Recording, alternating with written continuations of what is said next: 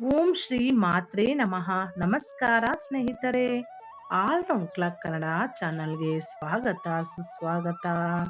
ಇವತ್ತಿನ ವಿಡಿಯೋದಲ್ಲಿ ಲಕ್ಷ್ಮೀ ದೇವಿಯ ಆಶೀರ್ವಾದವನ್ನು ಪಡೆದುಕೊಳ್ಳಬೇಕಾದರೆ ಅಥವಾ ಸಂಪತ್ತನ್ನು ಪಡೆಯಬೇಕಾದರೆ ಮನೆಯ ಮಹಿಳೆಯರು ಈ 5 ಕೆಲಸಗಳನ್ನು ಮಾಡಬೇಕು.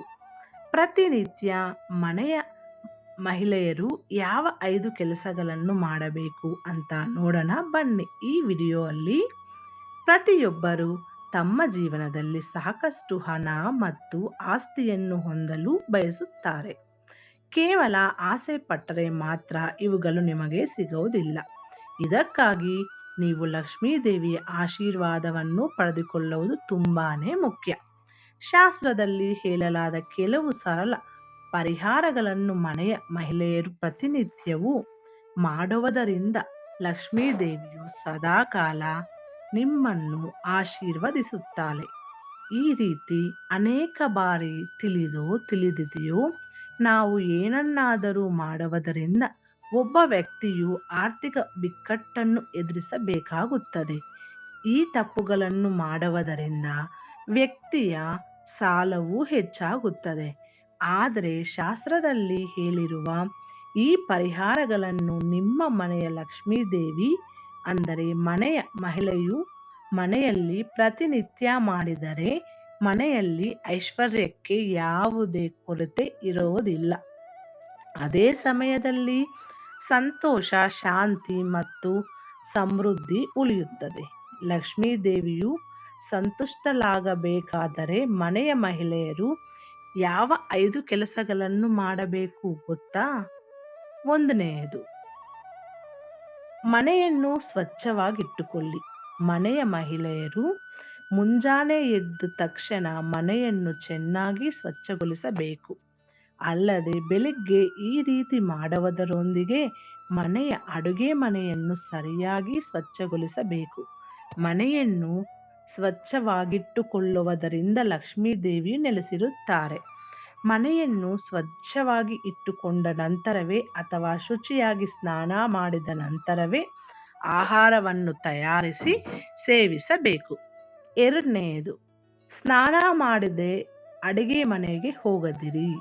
ಇದನ್ನು ಹೊರತುಪಡಿಸಿ ಮನೆಯ ಮಹಿಳೆಯರು ಪ್ರತಿದಿನ ಬೆಳಿಗ್ಗೆ ಸ್ನಾನ ಮಾಡಿದ ನಂತರವೇ ಅಡುಗೆ ಮನೆಗೆ ಹೋಗಬೇಕು. ಇದಾದ ಬಳಿಕ ಆಹಾರವನ್ನು ತಯಾರಿಸಿ ಮೊದಲ ರೊಟ್ಟಿಯನ್ನು ಹಸುವಿಗೆ ತಿನ್ನಲು ನೀಡಬೇಕು ಹಾಗೂ ಕೊನೆಯ ರೊಟ್ಟಿಯನ್ನು ನಾಯಿಗೆ ತಿನ್ನಲು ನೀಡಬೇಕು. 3ನೇದು, ಅವುಗಳನ್ನು ನಿಯಮಿತವಾಗಿ ಓದಿ.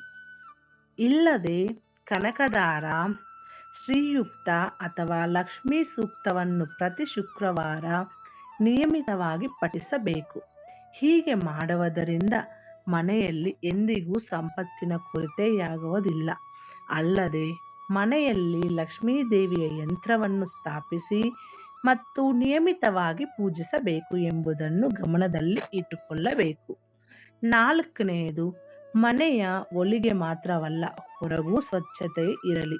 ಮುಂಜಾನೆ ಎದ್ದ ನಂತರ ಮನೆಯ ಲಕ್ಷ್ಮೀ ದೇವಿಗೆ ಒಂದು ಪಾತ್ರೆ ನೀರನ್ನು ತೆಗೆದುಕೊಂಡು ಸ್ವಲ್ಪ ನೀರನ್ನು ಮನೆಯ ಹೊರಗೆ ಚಿಮುಕರಿಸಬೇಕು.